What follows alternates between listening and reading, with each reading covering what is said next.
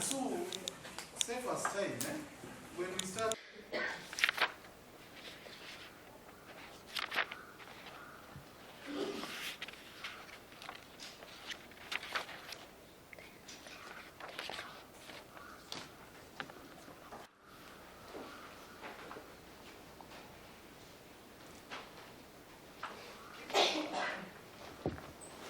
Number E011 of 2024. Mzalendo Kibunja. Yes. Canvas Ogalo Opija. Yes.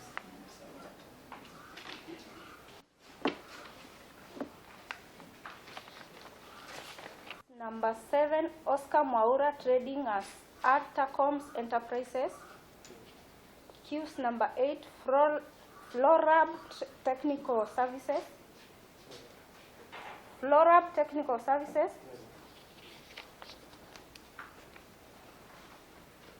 Count number 1. Prosecution. Your Honor, for the record, I do appear alongside Mr. Masado.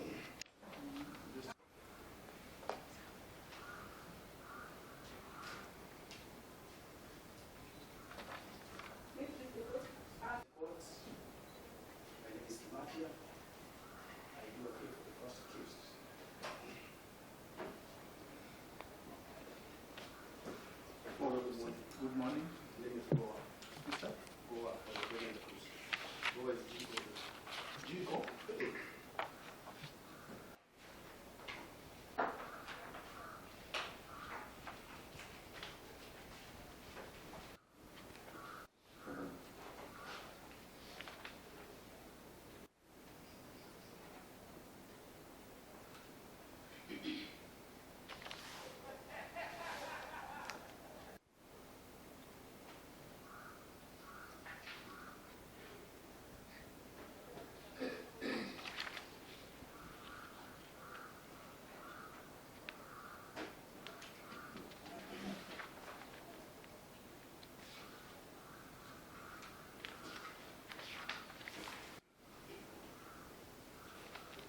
Count number 1, conspiracy to commit an offense of corruption, A3, as read with section 48 of a sec.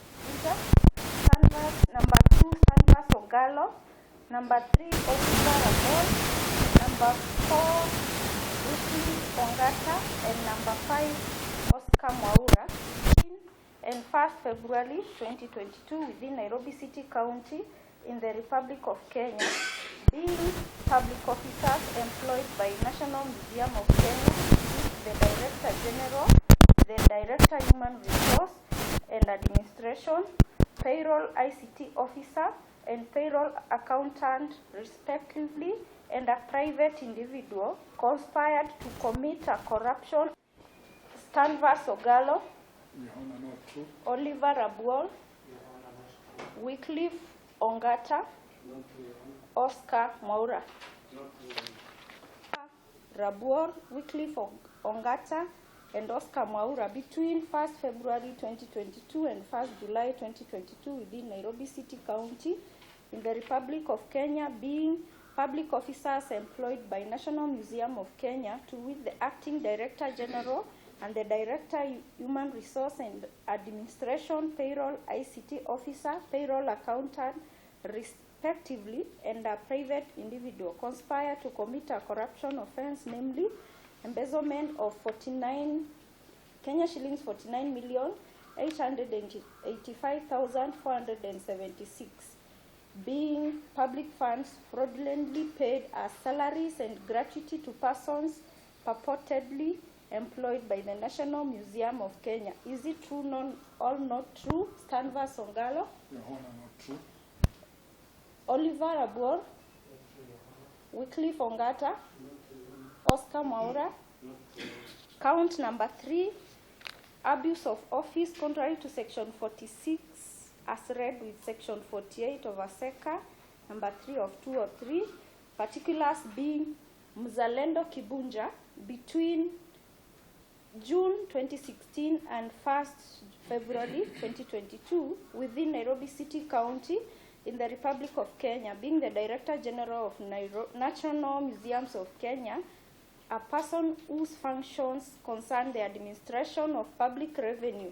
You used your office to improperly confer a benefit of 441,392.75 shillings as salaries and gratuity to persons purportedly employed by the National Museums of Kenya. Is it not or not true? Your Honor, not true. Count number 4, in respect to accused number 2, abuse of office contrary to section 46, as read with section 48, ASECA, number 3 of 2 of 3, particulars of the offense, February 2022 and 1st July 2022, within Nairobi City County in the Republic of Kenya, being acting Director General and the Director Human Resources and Administration at the National Museums of Kenya, a person whose functions concern the administration of public revenue. You used your office to improperly confer a benefit of Kenya shillings 49,885,476 to persons purportedly employed by the National Museums of Kenya. Is it true or not true? Your Honor, not true. As read with section 16 of the Proceeds of Crime and Anti-Money Laundering Act 2009. Particulars of the offense being Mzalendo Kibunja, Ofkenya, Rabuol, Wycliffe Odhiambo Ogata, trading as Galmalik Enterprises Limited, Oscar Mwaura, trading as Altcoms Limited, between July 2016 and June 2022 within Nairobi City County in the Republic of Kenya, being the Director General, the Director Human Resource Administration, and the Acting Director General Payroll ICT Officer and the Payroll Accountant, respectively, at the National Museums of Kenya. You jointly and knowingly entered into an agreement to include names of persons purportedly as employees of National Museums of Kenya in the payroll of the said National Museums of Kenya, whereupon the sum of Kenya shillings 491,214,551 was paid as salaries and gratuity, while having reason to believe that the said monies formed proceeds of crime. Is it true or not true, Mzalendo Kibunja? Your Honor, not true. Stanvas Ogalo Opijo, Your Honor, not true. Oliver Okinyi Rabor, Wycliffe Odhiambo Ogata, trading as Galmalink Enterprises Limited, Oscar Mwaura, trading as Altcoms Limited. Count number 6 in Crime and Anti-Money Laundering Act 2009.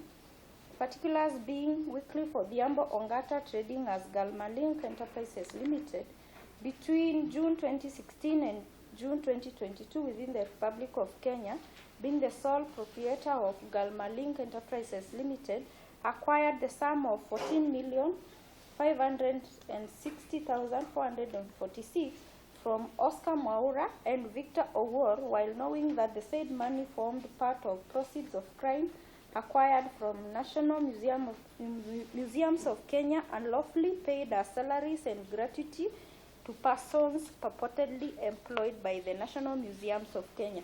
Is it true or not true, Wycliffe?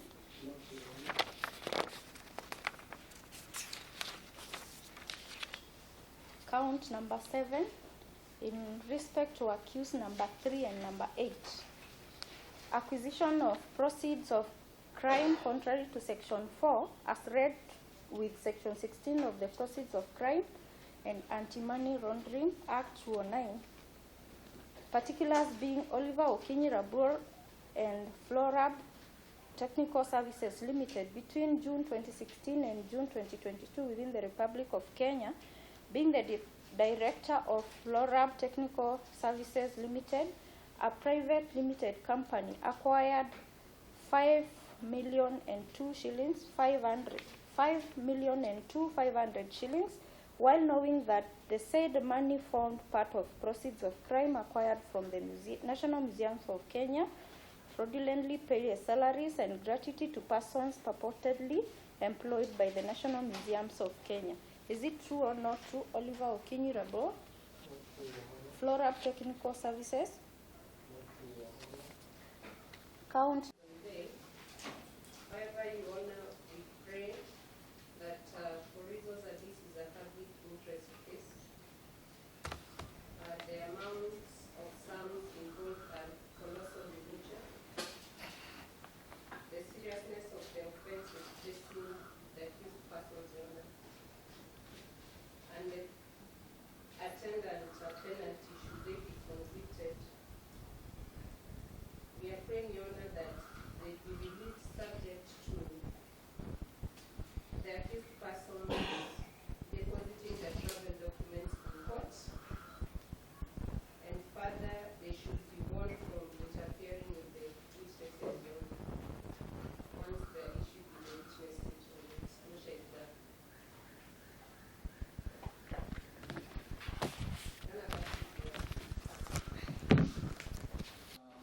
My name is Kibunja.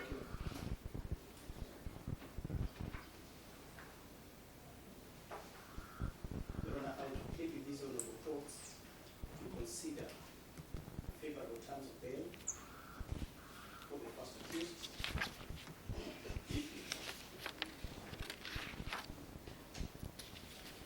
For the reasons that the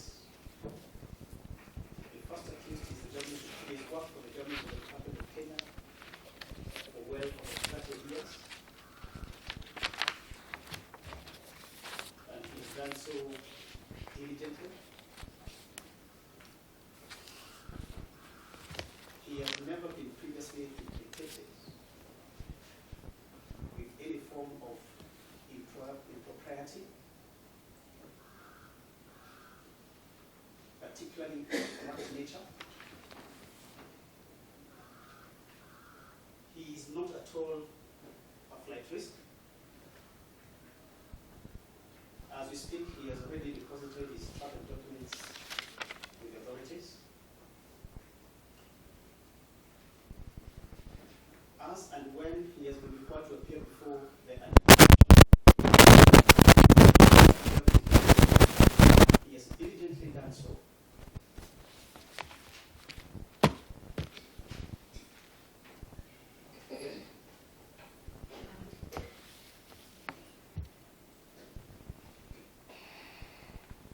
And we believe that because of these difficult circumstances,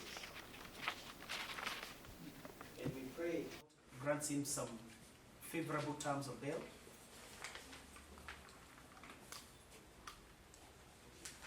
That which is not punitive,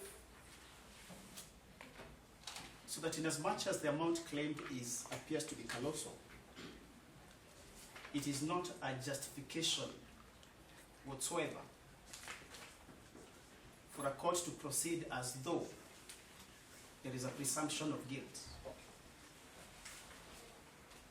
It is a trite principle of criminal law that everybody must be presumed to be innocent until proven guilty. I therefore beseech these honorable courts to consider some favorable terms of bail in favor of the first accused.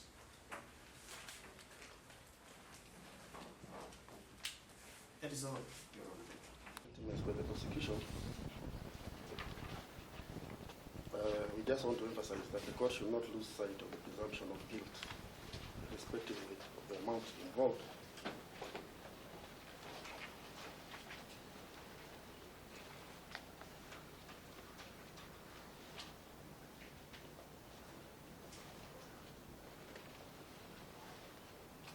You know, the second accused has been on suspension since June last year. But all this time he's been cooperating with the investigators.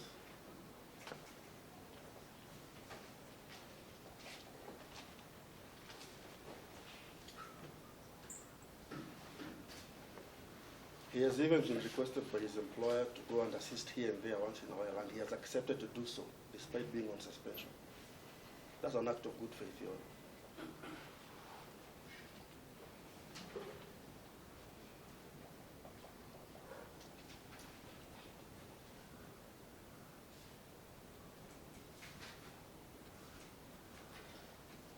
Your Honor, the second accused was at home in Kakamega as of yesterday, and he was requested to report to EACC Bungoma.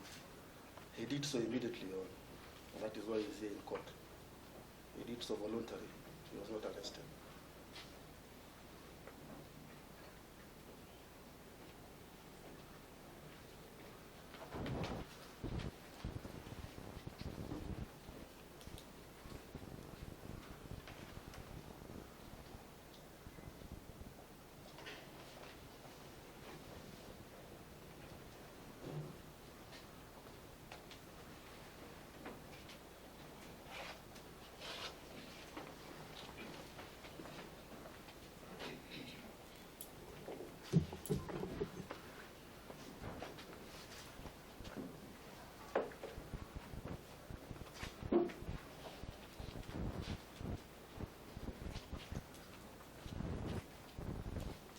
Sentiments by my learned colleagues who have spoken before me. Even as I express my gratitude to the prosecution for not opposing bond or cash bail options.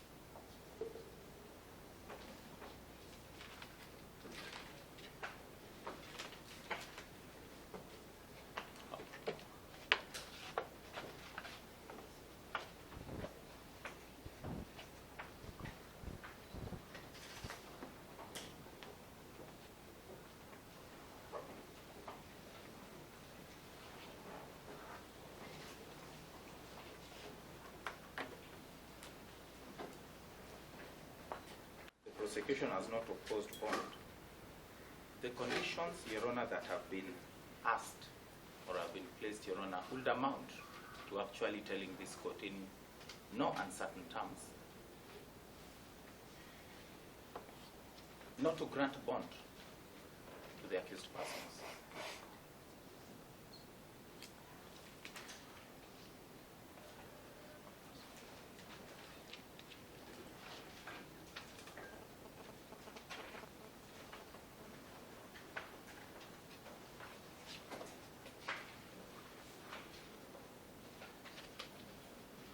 Your Honor, you've not been told the categorization in law that you are to use, that you're actually to use to discriminate, because that's what you're being asked to do, as against the subjects before you, the accused persons before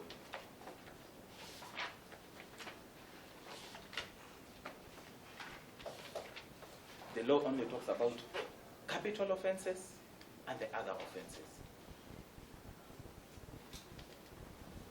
So that, Your Honor, what you are being asked today is to introduce a category not known to law,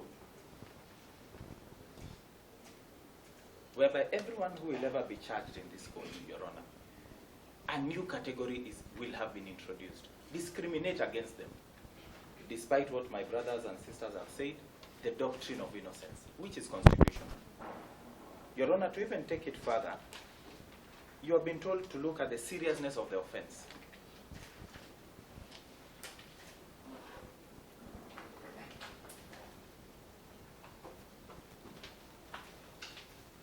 Such that even on that categorization alone, we have what we call capital offenses, felonies, and misdemeanors. Which category are you? Which category is this that tells us seriousness? This is a very serious offense, even if you look at the act.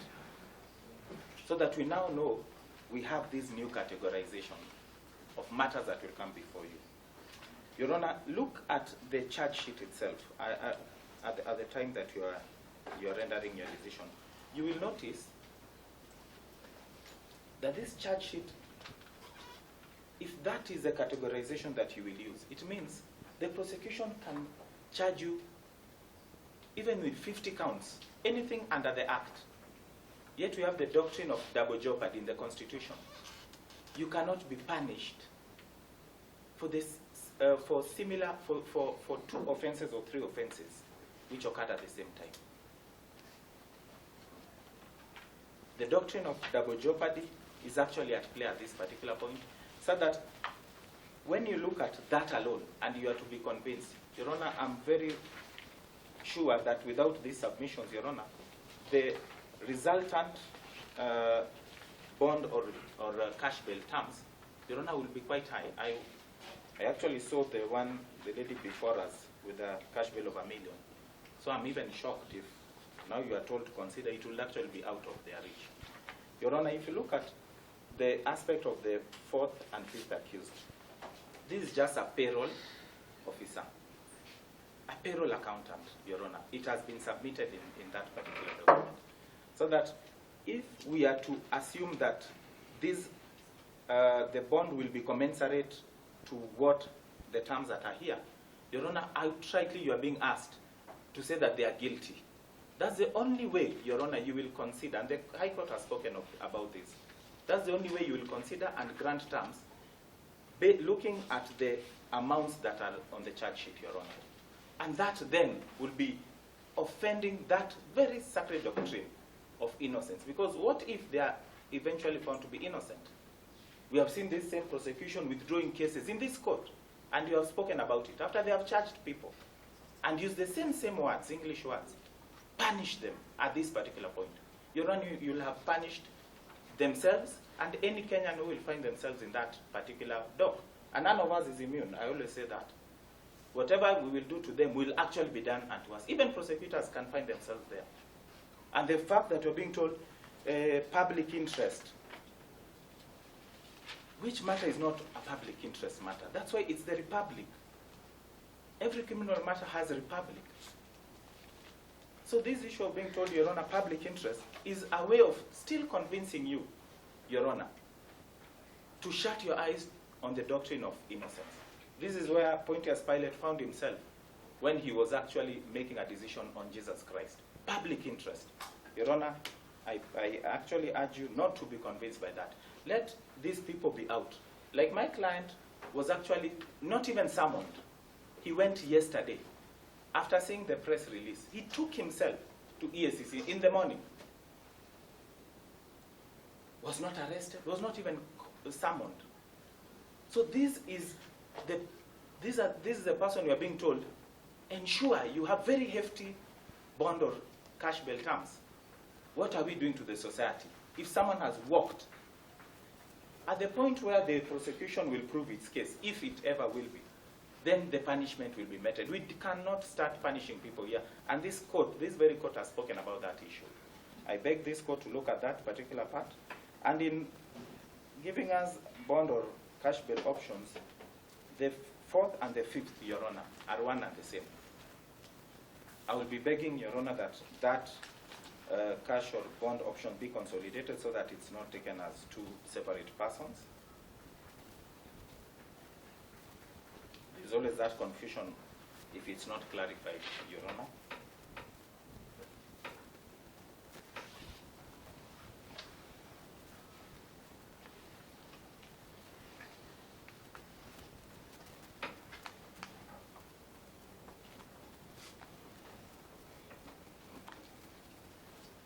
Lastly, Your Honor, I pray that the prosecution do avail to us copies of the charge sheet, which they've not done even as I'm speaking. All documentary evidence and any nature of evidence that they intend to use as against the accused person, so that we start also appreciating what they have, even as you give your directions. That is all, Your Honor. Thank you for the time.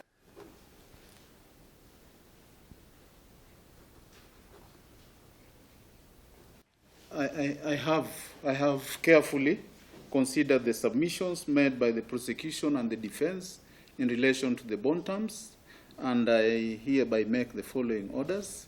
Now, each accused person may be released on a cash bail of Kenya shillings 5 million or a bond of Kenya shillings 10 million, one surety like amount. Each accused is hereby ordered to deposit his travel documents with the court. They may get them whenever they want to travel outside the country. They'll seek leave of the court. Now, upon disclosure of evidence, none should make any attempt to contact any of the witnesses. The cash bail bond terms for accused number 4 and number 5 stand consolidated as requested by counsel. The matter shall be mentioned on 2nd June 2024 for pre-trial conference and allocation before court number 1. 3 and 8. So I think we should consolidate. Let me repeat, let me clarify. So the orders are as follows. Number 1, each accused person may be released on a cash bail of Kenya shillings 5 million or a bond of Kenya shillings 10 million, one surety like amount. Number 2, each accused is hereby ordered to deposit his travel documents with the court. Number 3, upon disclosure, none of the accused persons should make any attempt to contact witnesses. Number 4, bond terms for accused number 4, 5, 6, 7, 3, and 8 are hereby consolidated. The matter shall now be mentioned on 2nd June 2024 before court number 1. May 2024 before court number 1 for pretrial conference. May.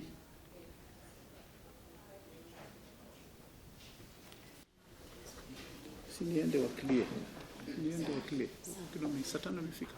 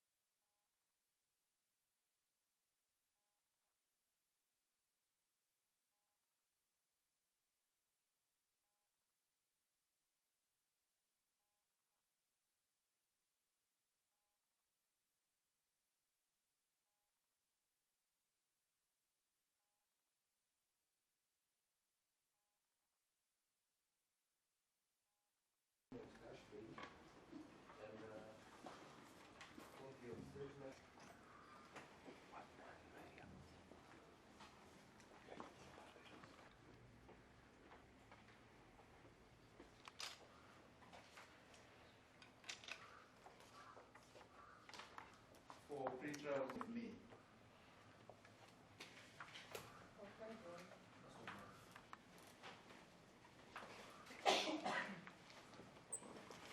Number E011 of 2024. Mzalendo Kibunja.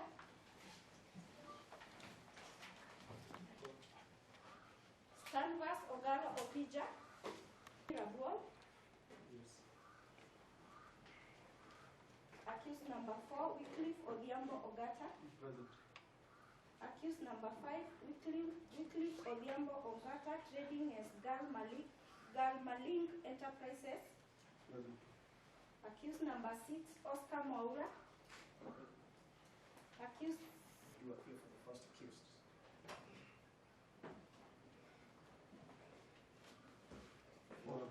Good morning. G.O. Another place in India. Yes, sir.